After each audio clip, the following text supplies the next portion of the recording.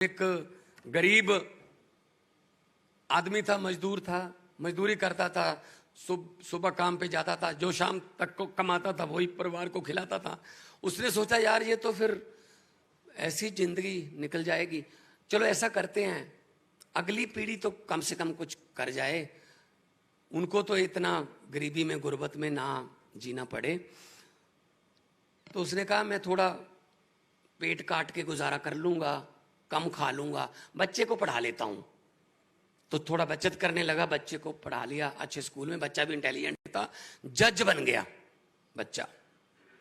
बहुत खुशी हुई इलाके में, मजदूर का बेटा जज बन गया। जिस दिन जज साहब ने अपनी कुर्सी पर, अपने पद पर बैठना था, उस दिन उसका पिता भी चला गया कि मेरा बेटा आज जज बन के पहली बार कुर्सी पे बैठेगा। बधाई देने के लिए वो भी चला गया कचहरी में, कोर्ट में। जज साहब के चैम्बर में पहुंचा और बेटे के कंधे पर हाथ रख के, बेटा बैठा था कुर्सी पर, उसे कंधे पर हाथ रख के बोला बेटा बहुत बहुत बधाई हो, जज बन गए। अब तुझे मैंने एक बात पूछनी है तुझसे, मुझे ये बता कि इस समय तेरी नजर में दुनिया का सबसे ताकतवर, दुनिया का सबसे खुशकिस्मत और दुनिया का सबसे खुश इंसान कौन हो सकता है तेरी नजर में आज? तो जज साहब ने कहा पिताजी मैं किसी को भी बरी कर सकता हूं, किसी को भी सजा दे सकता हूं, मैं ताकतवर हूं। बाप ने कहा एक बार फिर बता दे बेटा, इस समय आपकी नजर में दुनिया का सबसे खुशनसीब, खुश और ताकतवर बंदा कौन हो सकता है? उसने कहा जी पिताजी मैं। कहता ठीक है बेटा। दिल टूट गया।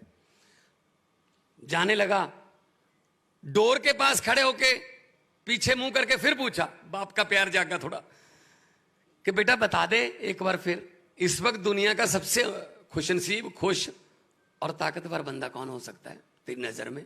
कहता पिताजी तुम। वो वापस आ गया, कहता यार यही बात मैंने आपसे 15 सेकंड पहले 2 बार पूछी थी, तो आपने अपना नाम लिया था, अब तुम कह रहे हो कि मैं मेरा नाम ले रहे हो। उस जज ने, उस बेटे ने, मजदूर के बेटे ने जवाब दिया पिताजी जब आपने पहली 2 बार पूछा था ना मुझसे, तब आपका हाथ मेरे कंधे पर था।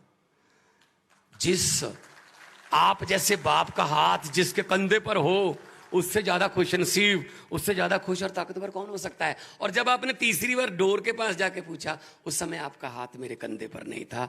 ताकतवर तो तुम ही हो, बस मेरे कंधे पर हाथ है आपका बस। तो हमारे पास ऐसे गुरु हैं, ऐसी गुरबानी है कि कंधे पर हाथ है पंजाबियों के, उन गुरुओं की बानी का और उन शहीदों के बलिदानों का। इसीलिए सबसे खुशकिस्मत और सबसे ताकतवर पंजाबी होगा, पंजाबी करना।